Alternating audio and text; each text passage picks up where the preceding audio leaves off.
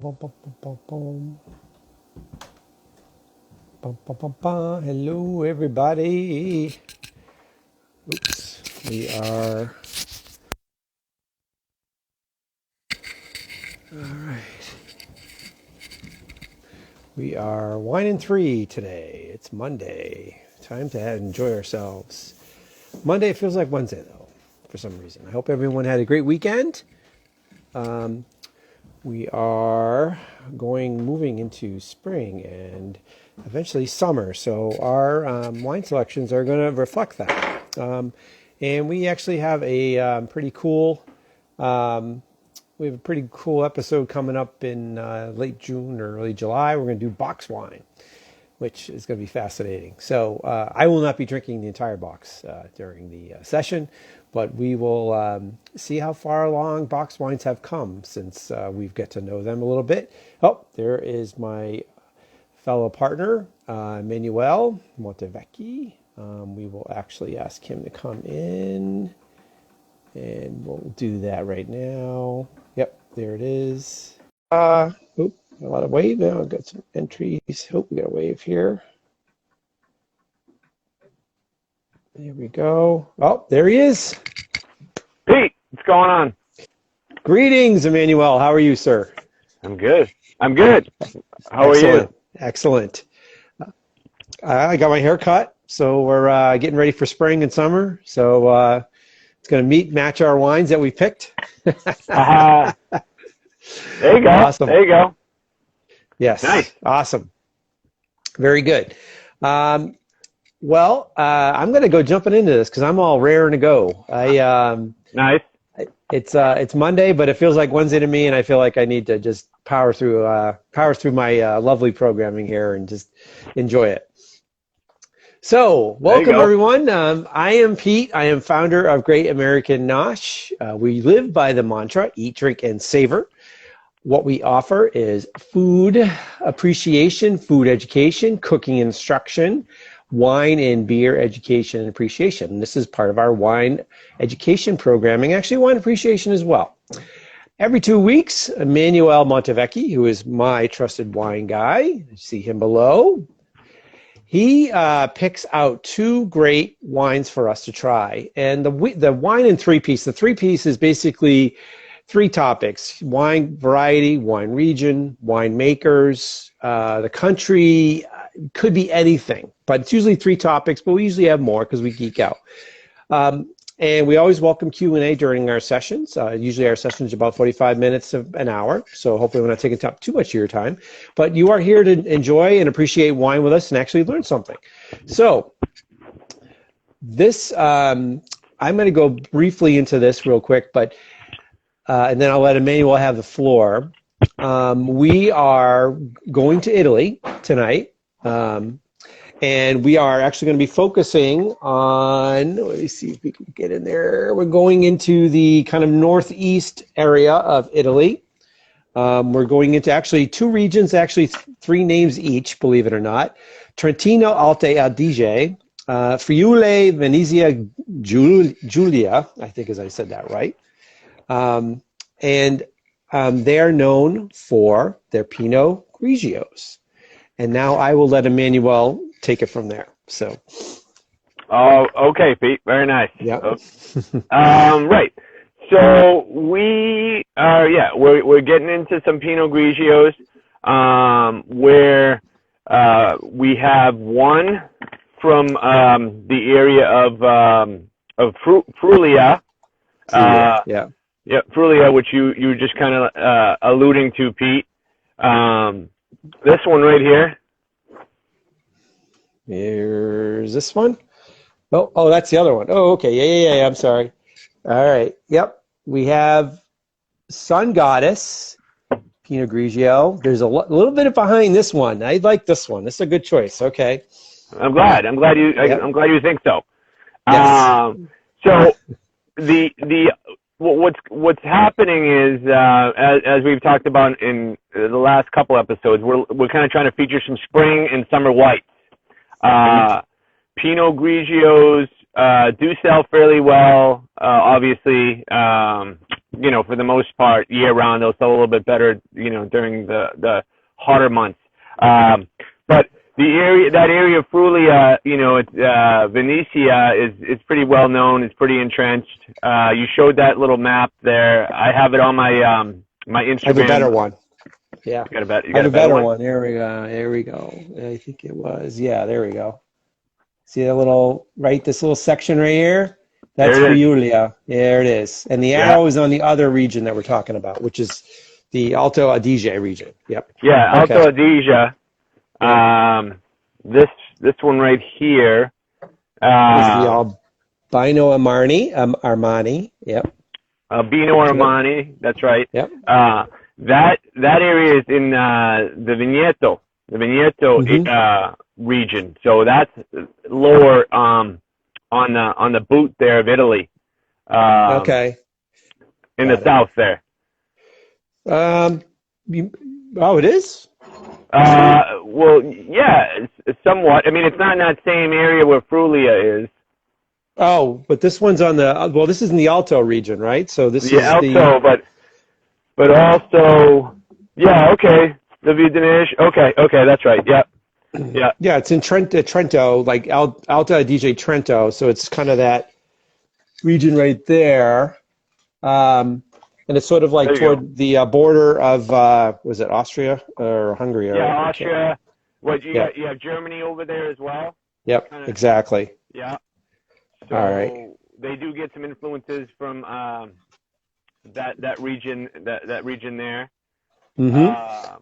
There's another name to it too. It's called, it's almost like a sub-region. It's called, it's actually a DOC called Valdadige. Is that how you say that? Valdadige? I believe so. Yep. All right. My Italian is not good, so bear with us, folks. He's better at He's better at Spanish than I am at Italian. So let's put it that way. All right. Got it. All right, and let's talk about Pinot Grigio, because you alluded to it. It's a very popular wine during the hot summer months. If everyone's familiar with Santa Margherita, which seems to be all over the place, but it's a really expensive wine. It's probably like $30 in the supermarket. Always seems to be all over the place. They've done a pretty good job of marketing. I didn't really care for Santa Margherita anyway, but in terms of the Pinot Grigio itself, the grape, really low in alcohol, very light body, medium acidity, which is really kind of needed for, that hot summer months to just refresh, and no tannins. Some of the classic aromas and tastes are kind of peach, lemon zest, cantaloupe, maybe almond, and like gravel, I guess, is the other tasting notes I had on Pinot Grigio. So yeah. Is that about right? I had it right. Yeah, that's right, Pete. For the most part. Yeah. Now the thing is, though, the Pinot Grigios that I chose have a little more depth to them. Yeah. Well, that's just a general. That's a general. Yeah, no, right. Yeah, for sure. Yeah. Exactly. All right. Well, which one? I think we need to talk a little bit. I would like to go from like more austere winemakers to flashy, so let's probably start with the Albino. I think that'd be a good place to start. So we talked about this Albino. I'm sorry. Albino, not albino, not like an albino. No, an albino. I'm learning Albino Armani, and actually that's a person's name, so it's not like some funky, marketing name that these marketing people come up with. So I'll show you a picture. I have a picture of him, actually, believe it or not. And because I'm actually moving into the next century here, let's see if we can find, I had him. I don't know where he disappeared to. All right, let me pull him up. Bear with me. Let me pull up his pictures. Not the best pictures of him, but all right, come on. There we go. I have to do it on my computer because I ran out of ink. So, all right. So if you can see, that is, Okay, there he is. there he is. There he is. And I believe that this their winemaking journey started in 1607. I think is I got that Yeah, right? yeah, that would make sense. It's on the label, it's on the cork, but yeah, Yep. yeah, And his dad, oh, not his dad, his probably great granddad, yeah, right. um, Great grandfather. great grandfather started. Was it Tonolio? I think is his name. And they really Right. focus on territorial respect, or as I guess other people call it terroir, but I guess this is their catchy word to it, right? So, and so in terms of, what they do, they have multiple vineyards. Where they are, they're like mostly on hills, very windy. It's very good for the grape. And they have. I think I had a picture here of. I think this is his spot. Yeah, this is a Trento right there. You can see that. That's a beautiful shot of Yeah, one of his gorgeous, vineyards. It's gorgeous. gorgeous, absolutely gorgeous. And I don't know if he's got any kids in the family. I don't know if he has any kids running into the on the wine business, but wasn't quite sure what you found. But Yeah, no, for this, Albino Armani, I didn't dig too deep. I know, like, yeah, you get right in there, and yeah, there we go. yeah, yeah. That gorgeous? Yeah, that's gorgeous. Oh That's no, stunning. absolutely. Awesome. All right. And what else we got? I didn't get much on this guy, to be honest with you. I mean, they have probably like 20 to 25 different wines. One thing I did pick up on is, I guess there's a difference. There's obviously differences between the DOCs. So where they are in the Alto Adige Trento is those wines, those Pinot Grigios are more known to be more floral, more acidic, versus on the Friuli, Venezia Giulia, more of a peach chalky thing going there. Mm-hmm. Now Friuli is more on near the ocean, the Adriatic Sea, and That's then Alto Adige and Trento is obviously near the mountains. Different influences, different different climates, definitely different climates with their with where they are. So I'm very interested to hear, taste what these differences are as well. Did you have anything to add on Albino? Albino, I'm sorry. I get Albino. You just want to say that word, albino. I just want to say albino all the time. Albino. I mean, it is a white label, for goodness sakes. All right. Let's see. Well, I mean, I had a little more info about the Friuli, the Sun Goddess wine. So all right. Yeah, the Albino Armani is sort of. I think we'll do the quick and you did the quick and dirty on that. So, there's not a lot. I mean, there's a few things. They have a couple of videos here and there, but they've been around a long time. And I think they have a lot of holdings, but really their holdings really started in that Alto Adige Trento region, right outside of Verona, and they've just added, since then, and obviously with all the different wines they have, it's 20, 25 of them, so it's pretty good, very respectable, and again, we see them in the United States. I'm very impressed. So, yeah, absolutely. Yeah, so let's shift gears. Now we're going to the flashy part now. But there's definitely not just flash here. There's flash, and then there's a family behind the flash. So I will. That's right. That's right. I will leave this up to you. Go ahead. All right. So what's going on here is with the Sun Goddess. Mm-hmm. You want to show that, Pete? Yeah, look at that. That's gorgeous. Beautiful bottle. Beautiful. Very attractive. Yeah. Yes, absolutely. Very eye-catching. Yep. We have this gentleman, Marco. Let's see. Fantanel. Yep. Fantanel. Yep. Fantanel. Yep. Fantanel. Yeah, I saw a little quick YouTube on him. Mm-hmm. You know, an Italian gentleman. He's been in the wine business for, you know, he's entrenched over there in Italy in that Mm-hmm. Friuli area. So he got correspondence from Mary J. Blige. Mary J. Blige is a sort of a, we're going to call her an icon because she kind of started she started her career. It was early '90s. Mm-hmm. And she you know, she had some hits. She's Just some. Yeah, just a few. Just a few. So she's been around for All right, folks. There she is. There she is. Yeah. She is an icon, folks. She has won 9 Grammys. Grammys as well. Right? That's right. She's been nominated for a few Academy Awards.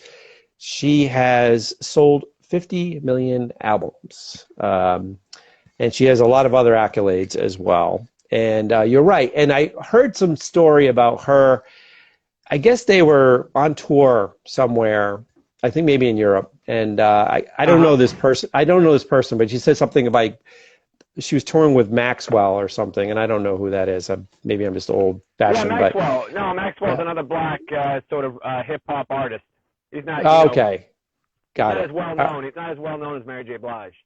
I see. All right. So I don't know Maxwell, but anyway, so they were done with their show. I think he opened for her or something, and then they did their show, and then, you know, she's a big wine drinker, and then all of a sudden Maxwell was like, you know, Maxwell was connected to I believe it was Mario Fantanel, and Maxwell said, why don't you started getting into wine? Why don't you start your own little, you know, do your own little wine brand?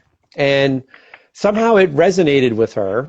You know, it's not like she has nothing else to do. I mean, obviously she's got plenty to do in the music business, but and that's kind of how it really started. And she said that she, you know, went and visited, met with, you know, the family. They hit it off, and they started their own little wine brand. It's actually pretty cool. I have another cool picture of her, by the way, which is really, again, these very fashionable.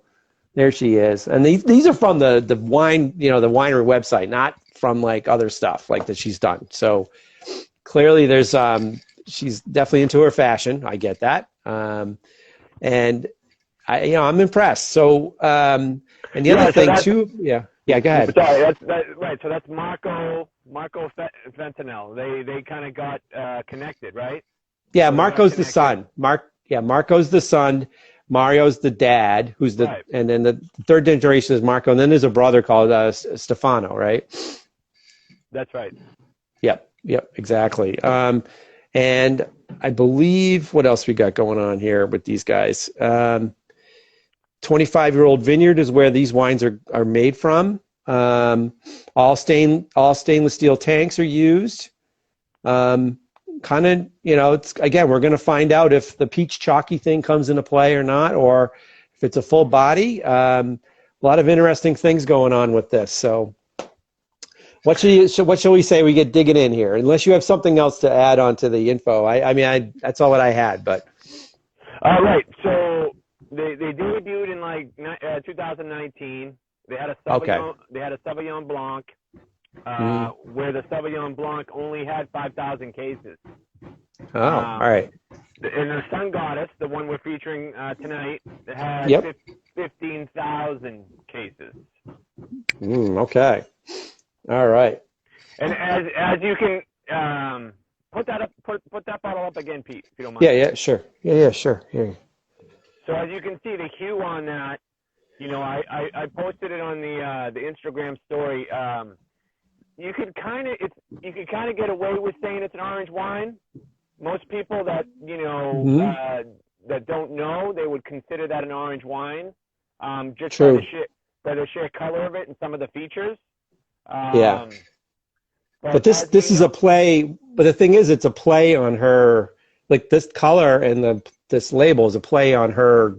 You know, her Grammy, you know, the Grammy Awards, basically, the gold albums that they get, you know, obviously by selling so many, right? And then obviously that sort Right. of a depiction of her. But again, it's something else. But pretty cool. Right. So exactly. So the name, you know what I mean? The name came from our guy Marco Sentinel. Oh, all right. That's what I read.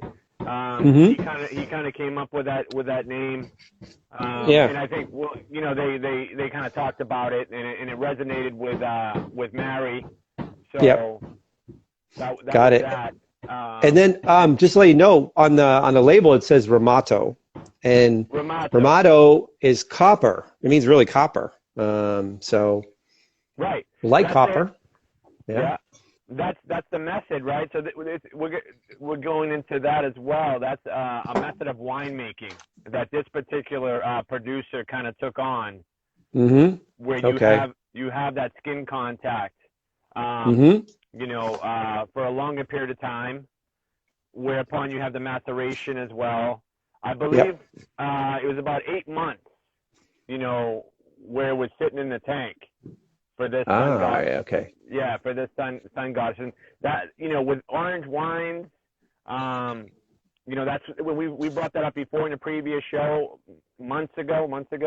But that's the piece there, is the process is a longer process for the maceration, for the skin contact. Mm-hmm. And so therefore then you get this kind of product in the features that it has. All right. Okay, that's pretty interesting. I know that the Albino is they have a mix of steel and wood, and then they do kind of a pressing cold maceration, but only for overnight. Right. But I think the maceration on this is going to be a bit longer on the Sun Goddess. So, all right. Well, where would you like to start first? I'd say let's start with the Albino Armani. Yeah. All right. And I didn't even pour it this time. I left it unpoured. So I put mine in my kind of decanter a little bit. Yep. Okay. I read a while ago that you should decant white wines too. Some people are saying that now, to decant them, to kind of give Really? them. Yeah, that's what I read. And yeah. Well, being somebody who should not be resistant to change, I should try that. Oh, see, I'm already spilling the stuff. See, folks, I still mess this up. Swirling, swirling, swirling. Look at that. That's a nice color, like a light gold. Very nice. I like it. Yeah. Absolutely. I'm getting very citrus on that front.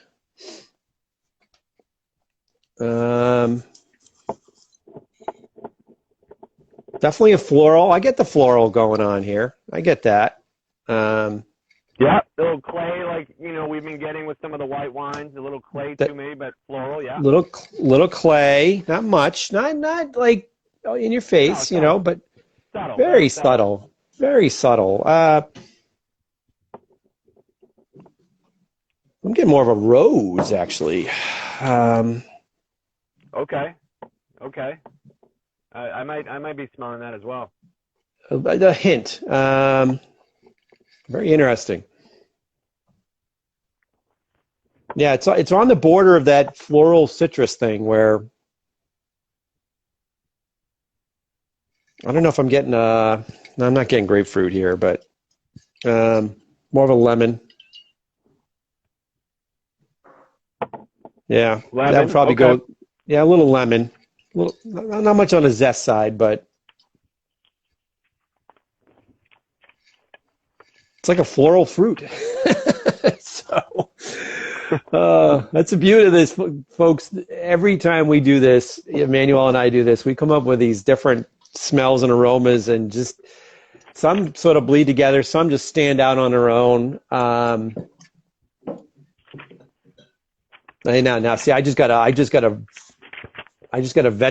vegetal smell on that one. Yeah, vegetal. Yeah.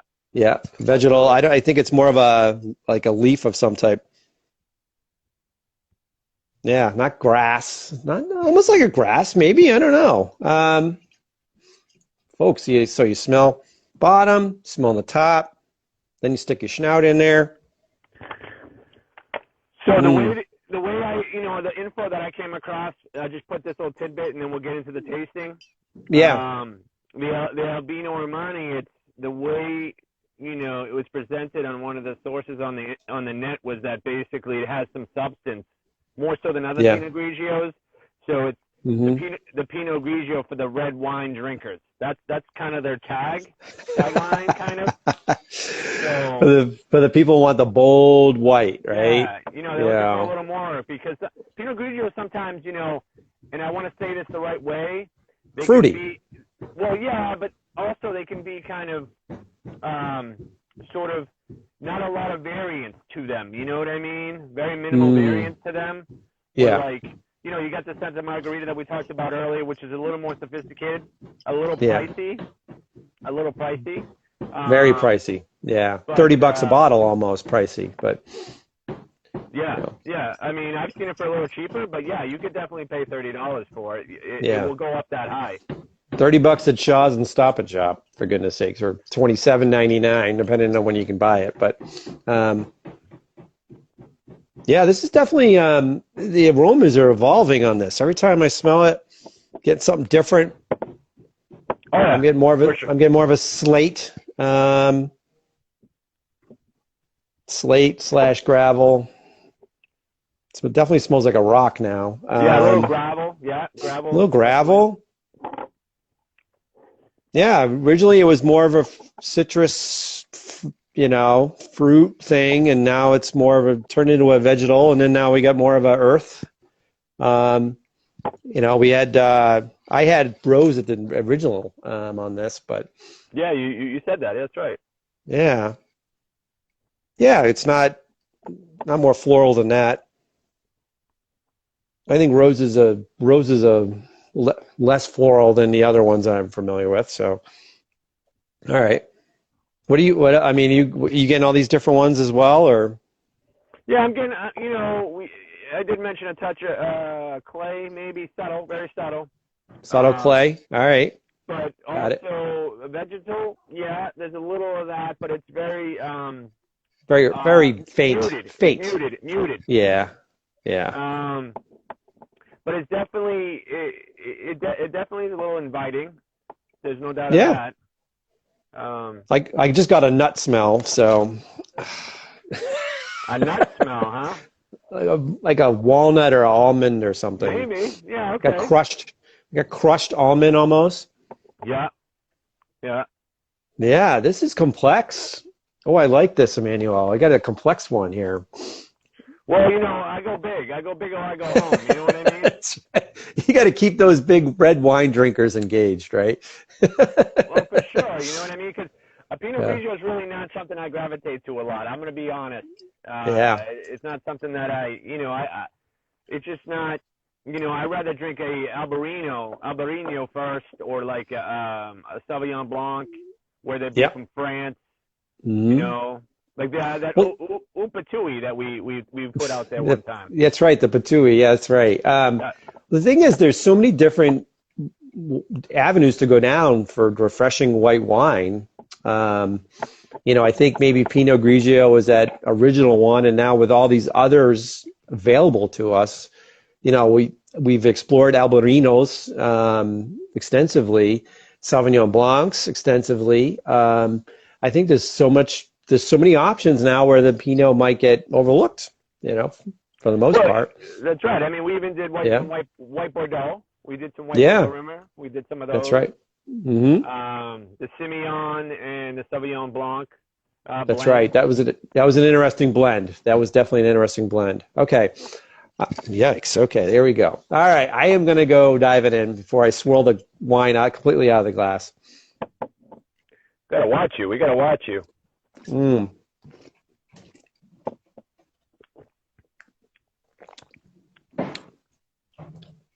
a little prickly on the back end. Yes, a little bit. Acidity. A little tannin. I got a little tannin here. It's interesting. Finished. It is interesting. It has a quality about it. I'm not sure how to express it. It's got It's a little dry. It's a little dry. dry. Definitely It's dry. dry. Yeah, it's definitely dry, but it seems it's not a light. I don't know. I wouldn't call it a light wine. I think it's a little more than a light. No. It's definitely a medium body. It's not as light as I would expect. I I expected lighter than this. I thought it was going to be light. Yeah, I thought it was going to be a light drinking wine. It's not light. So No, this is more like a going into the Chardonnay area, you know.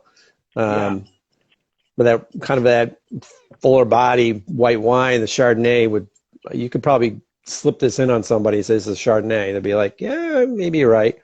Um,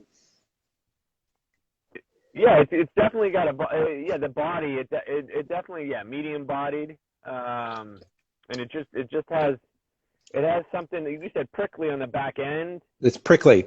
Yeah, Yeah, I agree with that. that has not gone away. It is dry though. I don't know. It is dry. Jury's out on that. It's not bad. It's not horrible. But did it blow me away? Maybe not. I don't know. That's first impression. But again, these things evolve. And that's what we're all about here, folks, is these things evolve. We evolve. Emmanuel evolves. I evolve. We're learning things all the time. These wines will change character, especially tomorrow when it's been in the fridge. Take it out. It's oxidized a little bit. It's going to definitely taste a little bit different. And then now we're doing these are standalone drinks, folks. We don't have food with us. We're not pairing them with food. But again, you're going to pair these with food.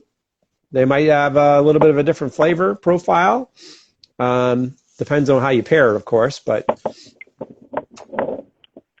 I could see this going with oysters, to be honest with you. But Oysters. Okay, what else? What else you got for me, Pete? You know, like a very heavy salinity oyster, like to cut the salt a little bit. Okay, all right. Maybe What that's kind a possibility. What are we talking about? What kind of oyster? I mean, I know a little bit about oysters. I mean, we want to get into like what do we got? I mean, out of the Cape, we got Yeah, well, Island Creek, the Duxbury's. Island Creek has got a very they're heavy on the salinity there. I love them. Meaty. I think those are good pretty well with that, just to cut that salt a little bit. Yeah. What about the ones out of the Prince Edward Island? PEIs. Yeah. Yeah, I can't remember the salinity level on those. I know the Wellfleets are pretty elegant. Those are the tiny ones, right? The Wellfleets, yeah. It's been a while. I got to start eating oysters again. Go out to the raw bar without a mask on. Yeah, I think that would go well. What else do you think for like pairing with food for this one? Oh boy. Well, I think I'll put you on the spot, Pete. I'm going to put you on the chicken. spot. A chicken. I mean, any kind of chicken would go well. I think. Actually, I think it would go well with the barbecue chicken. I think it would. Well, as long as the barbecue sauce isn't spicy, I think it's that savory barbecue sauce. I think it would cut through that. Okay. Got that dryness. You know, you got that dryness. It's not fruity, so kind of a nice contrast. Yeah. Okay. Yeah, I could see it. I could see it doing that. I could see it breaking through that. Now, as for fish, maybe it would kind of overwhelm maybe the lesser fish, the kind of cod or haddock or something, unless you have it really heavily spiced. The whole idea is to kind of either make it contrasting or make it as intensive as the food that you're eating with, for the most part, if you can. Sometimes it's hard. What do you think? Yeah, like a tilapia. Maybe tilapia is a very mild fish. So, but if you were to, for example, bread it, or maybe you bread it, some heavy with fried, for like a fried tilapia. Yeah. Spicy. Or like a spicy seasoning, like a Thai seasoning. I think the heat would overwhelm that. I think it would. Okay. I mean, I always shoot for the Gewürztramers and the Rieslings to cut through like spicy food like that. I think the acidity level is maybe too low for that here. Those are much higher have much higher acid levels that would cut through all that spice. This I don't think would work that well. Okay. Well, again, you're the culinary guy, so that's why I know. I'm, I know. You put me on the spot. I didn't think about what I'd pair with this one. I'd have to, because I didn't know what I was walking into with this one. So right, good. right. I'll give you kudos. You can zing me a little bit, see if I know my shit. So that's fine. Yeah, no, I mean, I was just, I'm just trying to, tease it out a little bit further because I think we can put a little bit more of that in the program, like the food pairing stuff. Yeah, well, that's true. It is good to tell people how to like pair these wines, and I think just because of the dryness and the very low acidity here, that I mean, it prickles on the back end, but for the most part, you want much higher acidity for any kind of spicy food, like Thai or Indian or things like that, like buffalo wings. If you're gonna eat it with buffalo wings, I mean, I wouldn't eat that with buffalo wings, but kind of a messy glass by the time you're done. So, all right, I'm gonna refresh my palate, and I definitely want to taste what Jerry Blige's MJB, as they call her, is putting out there. So interesting story about. Well, not that interesting, but sort of timely, I guess, with this wine that we're going to drink in a few minutes.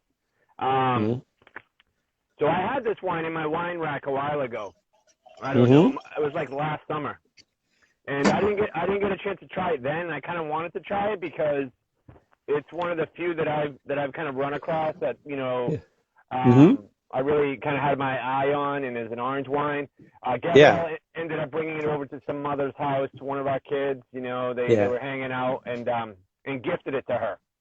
So I didn't get my. She gave away your wine. she gave her the wine, and that's fine. Yeah, that's okay. I was just. We'll get more.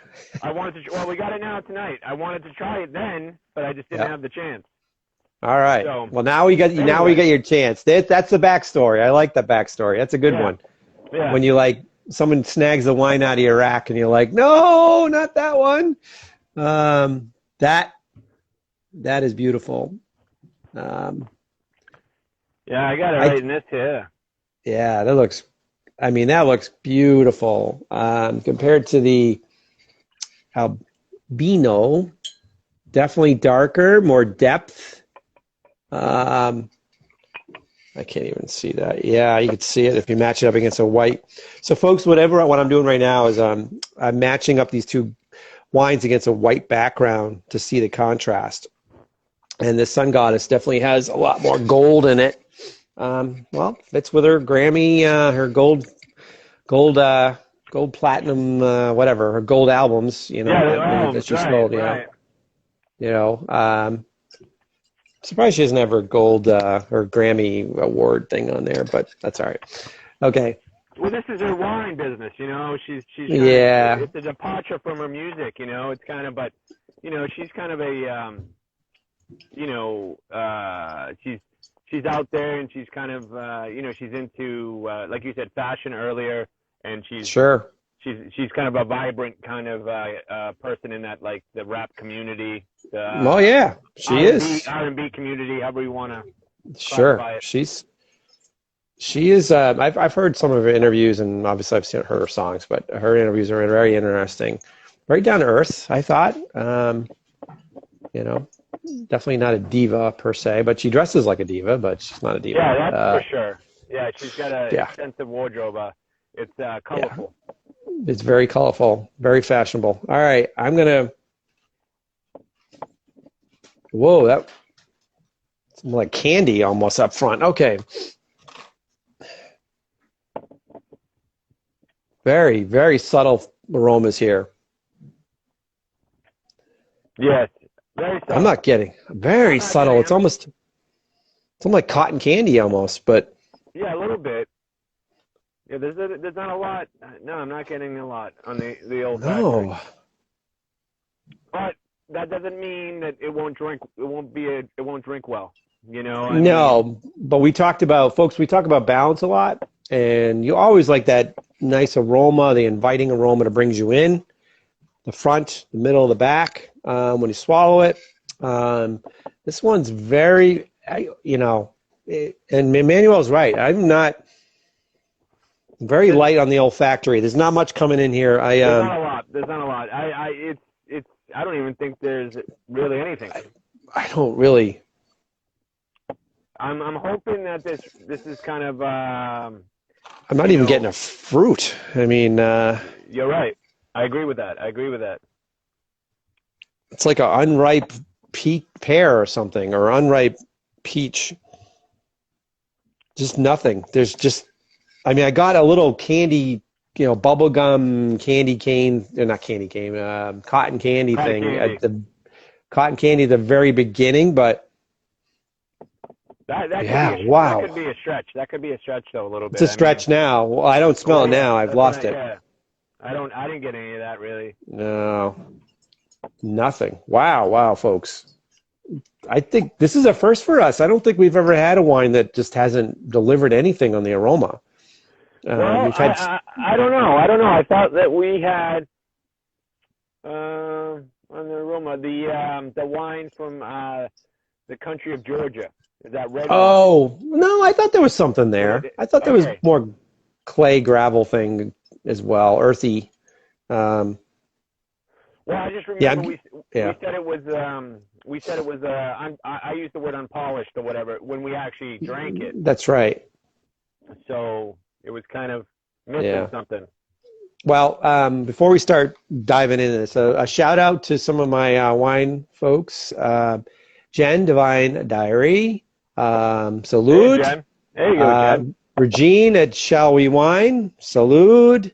Christy at Christy Wine Traveler. Wine Travels, I think I said. Oh, sorry. Sorry, Christy. Salute to you.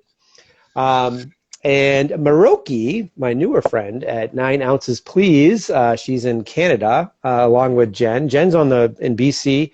Maroki is in Ontario, near Toronto, I believe. Regine is in Chicago, and Christy, I believe, is in Michigan. So shout out to all four of you. Thank you very much for all of your wine content. I really love it, and hopefully you enjoy ours. So shout out. All right. And if I butchered anything, just slap me later. All right. Yep. I'm getting earth. That's it. Yeah, there's really not anything here. Let's be honest about it. I'm trying. It's fine, but it doesn't mean we haven't. Doesn't mean squat. So. It doesn't mean squat. Yeah, you're right. I know. Well, I mean, it means something. It means something in a sense of, some people, you're gonna have that impression. It's not leaving an impression because there's no impression there. No, you got a point there. It should jump at me and like, come drink me. Like. Yeah. Yes. Right. Yeah. So let's see what there we go.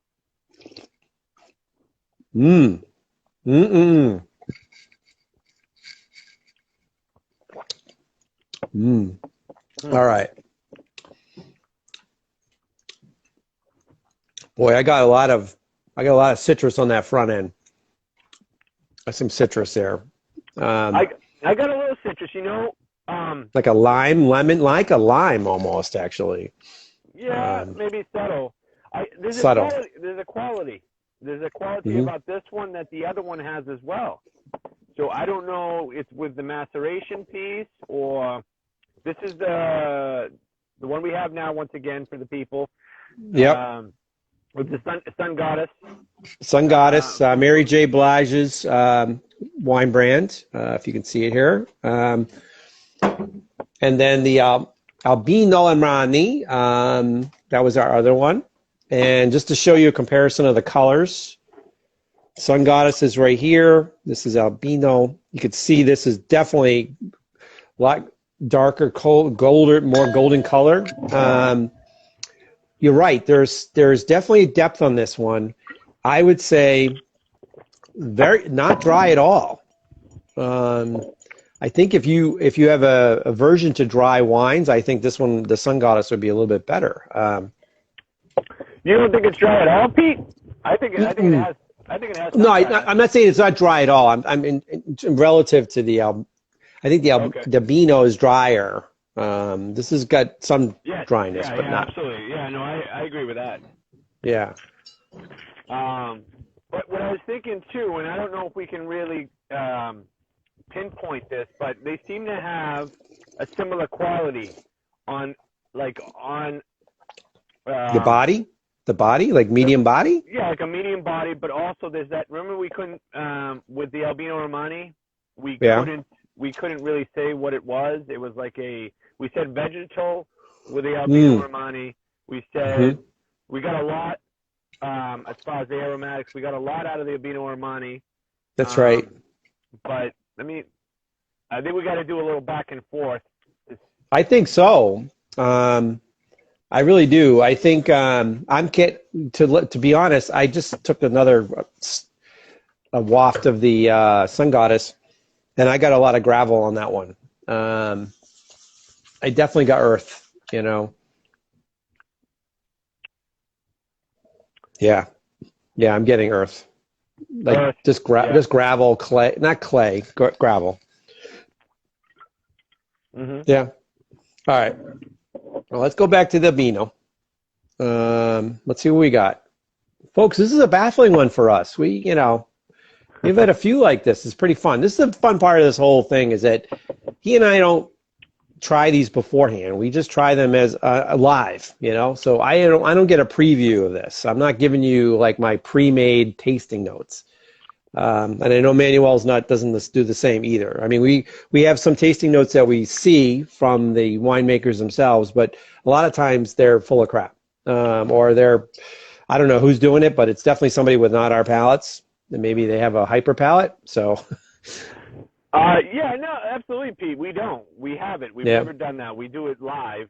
And I make it a point. I try not to look at the tasting notes. I really, even though they're out there, I try to, because they could influence, you know? Yeah, so, well, just by doing the research on the grape, I kind of know what I'm in for. But honestly, a lot of these wines have gone against the profile because of the blending. Now, we don't even know the blends on this, do we? You know what? We don't.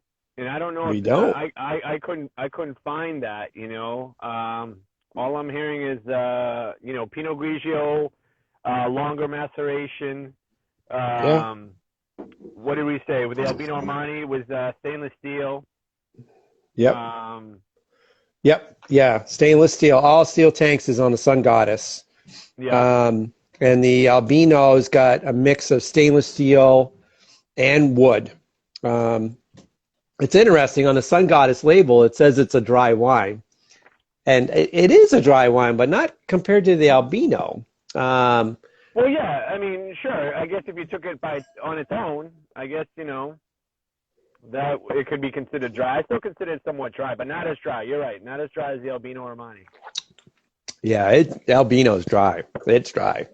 Wow. All right. This is a very interesting one. I like them both, actually. I don't think they would be as refreshing during a hot day, to be honest with you. I don't think the acidity is there. It's just not as refreshing as I thought it would be. I think you're right, because they have depth to them. They're more depth than a traditional Pinot Grigio or like a Sauvignon Blanc that we've had during the summer. I thought those would be definitely more refreshing. Yeah, no, and I agree with that. We did rosés. We did rosés the last couple of programs, and the rosés, I think, that would hit the mark on being refreshing, hot days, early afternoon kind of thing. After mowing the grass. So yeah, absolutely. The equivalent of a sesh, right? Of a session beer. I'm starting to, as they say. Mower beers. Yeah, I'm starting to gravitate to the Sun Goddess a little bit more. I just think the dryness. I just think the level of dryness compared to the Albino is drawing me in. I got some tannins. I get tannins on both of them. Very low, medium tannins, nothing crazy. Then Pinot Grigio is supposed to be for no tannins. I don't know about you, but are you getting tannin? Yes. All right. Okay. So again, the descriptions of the grapes that I pull up, again, don't reflect what we're drinking. You know, Pinot Grigio is not supposed to have any tannin really at all. And here I am tasting tannins, so on both of them. And I'm getting medium body on both of them, not light. I don't think they're light body at all. No, definitely not light body. No one would say they're light body. No, they're not light body. So that's the, I guess that's the fun thing and maybe the frustrating thing for wine consumers is that they have an idea what they're looking for. They're like, well, I want to find Pinot Grigio. I know it's going to be, you know, medium, light body, low alcohol, medium acidity, no tannin. But then when we have these, no, throw it out the window because that's not working here. Right. And I think that's a challenge, you know. Exactly.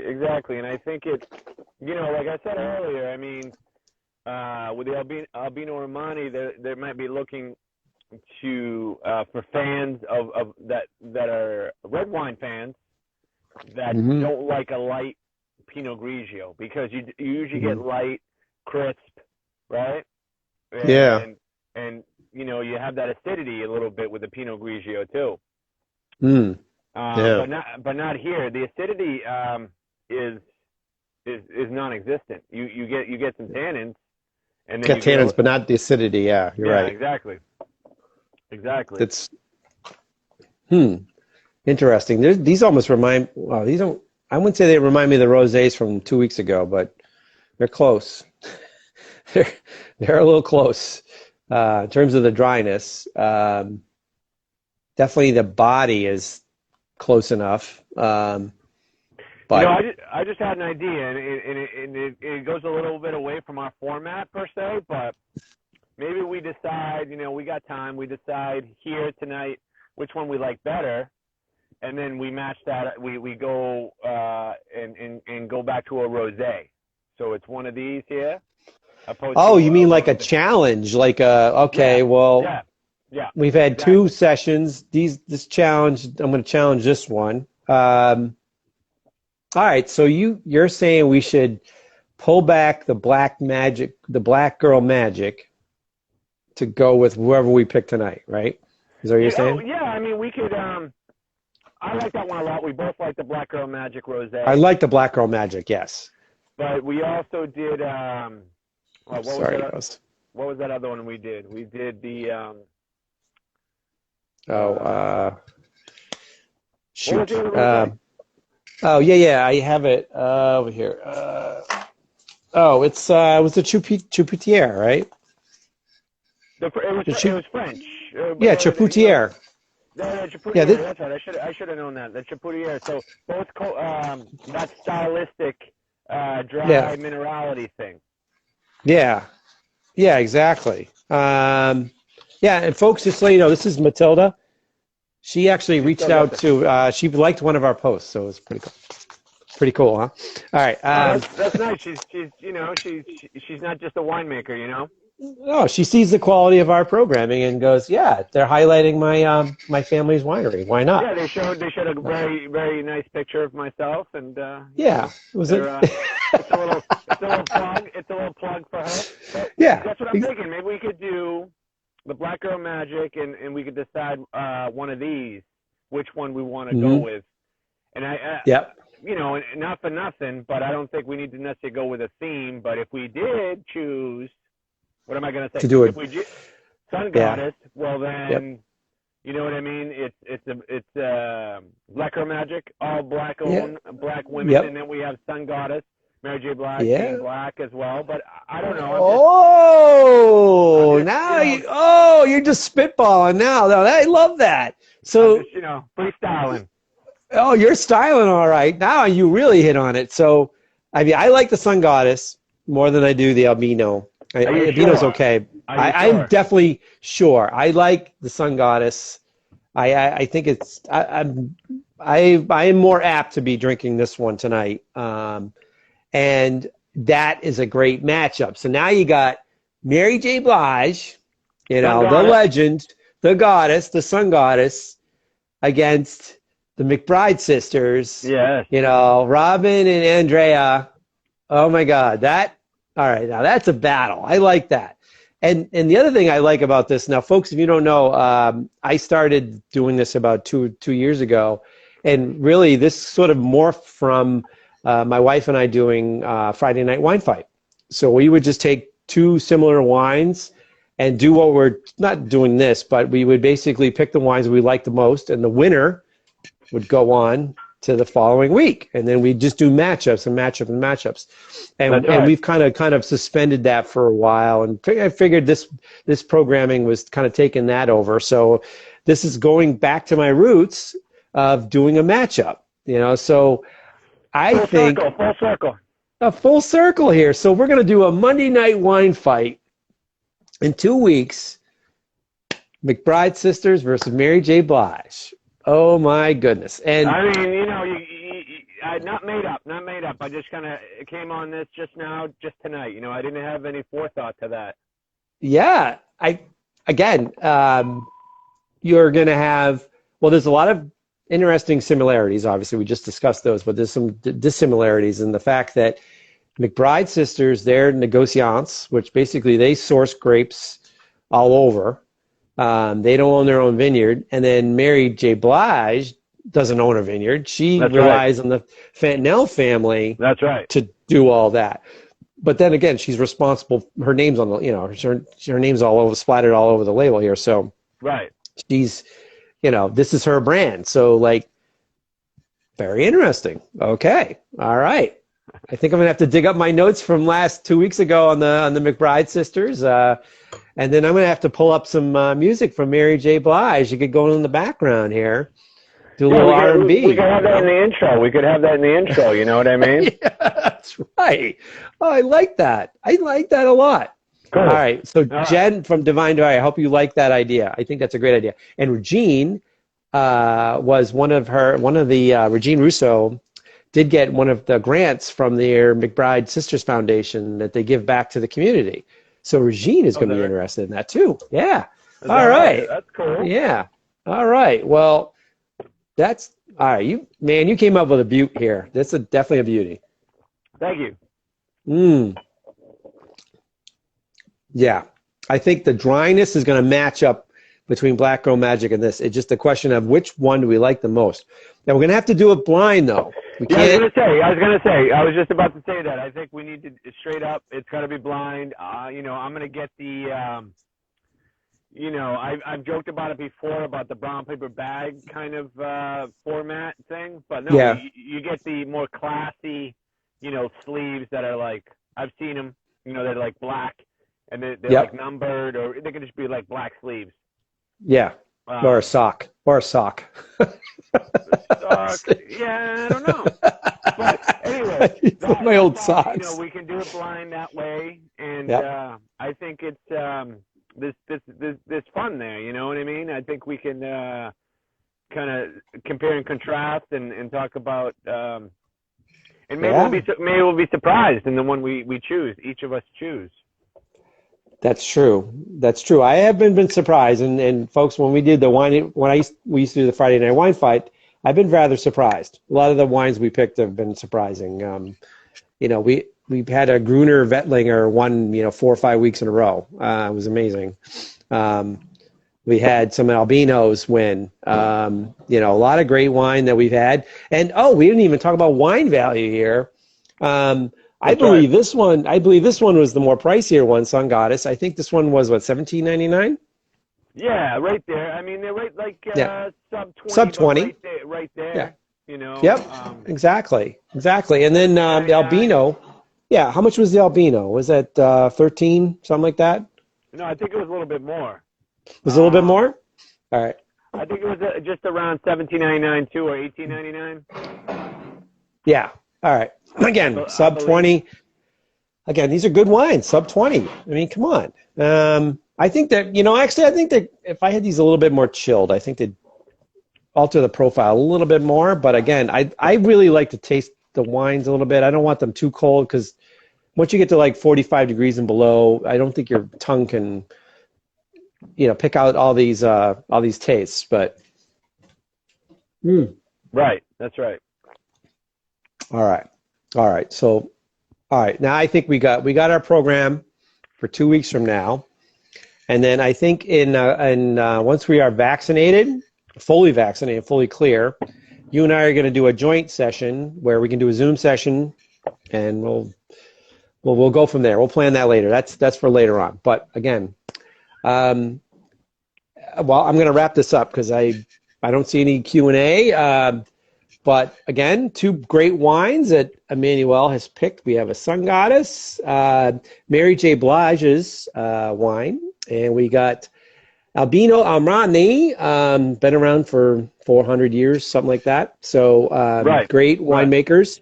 Northeast Italy, we got Friuli Venezia Giulia, and we have Alto Adige Trento, again, 3-word DOCs. Both known for their Pinot Grigios. And Emmanuel and I have decided to pick the Sun Goddess to go against our winner from 2 weeks ago. Not really a winner, but more like the one we favored. Yes. The one we favored from 2 weeks ago, Black Girl Magic, which is from the McBride sisters. A great human story behind that one. I'll dig up my notes from that. Yeah. We have a lot to talk about. And we're going to do a blind tasting. So I can't wait. I think that's going to be fun.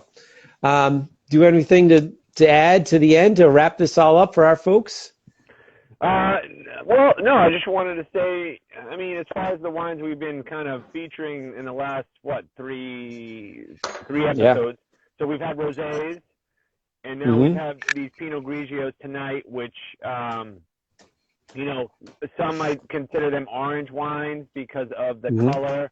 Some of the maceration, longer maceration. Orange wines are pretty trendy these days, but they can be hard to find an actual true orange wine, and some of them can be a little pricey. These here, not sub 20 as we said, but I think like we talked about, Pete, we're onto something for the next episode, which we haven't. We did a blind one before. I know we did. We did. This one's a little different. This one's good, and this one we sort of stumbled into the matchup basically. Folks, it's going to be interesting. We got some interesting stories behind both of these wines, and I think we're going to have another 2 weeks of fun here. We're going to build up to this big battle here. Maybe we need to tie in the McBride sisters and Mary J. Blige herself, but we'll see if she responds. So we have some late comers here, folks. So you did miss a lot of the program, but we're obviously going to have this on Instagram, have this in our series, and I'm going to post this to my YouTube channel, Great American Nosh. So if you did miss this, we will have it recorded for your viewing pleasure. Sun Goddess and Albino Armani. All right. So Thank you, Laurel, yep. and my boy there, Josh. There he is. Yep. Yeah. There he is. You guys got the tail end of it, Yep. But the story is Sun Goddess for tonight. Yep. Mary J. Blige, as we said, and we're gonna have a blind tasting with Black Girl Magic rosé. We're gonna mix it up. We're doing orange wine versus rosé, sort of. Yeah? That's right. Exactly. Well, I will end this out right now. Eat, drink, savor, everybody. Enjoy your evening and the rest of your week. Thank you, Emmanuel. Take care. My pleasure. All right. Bye now.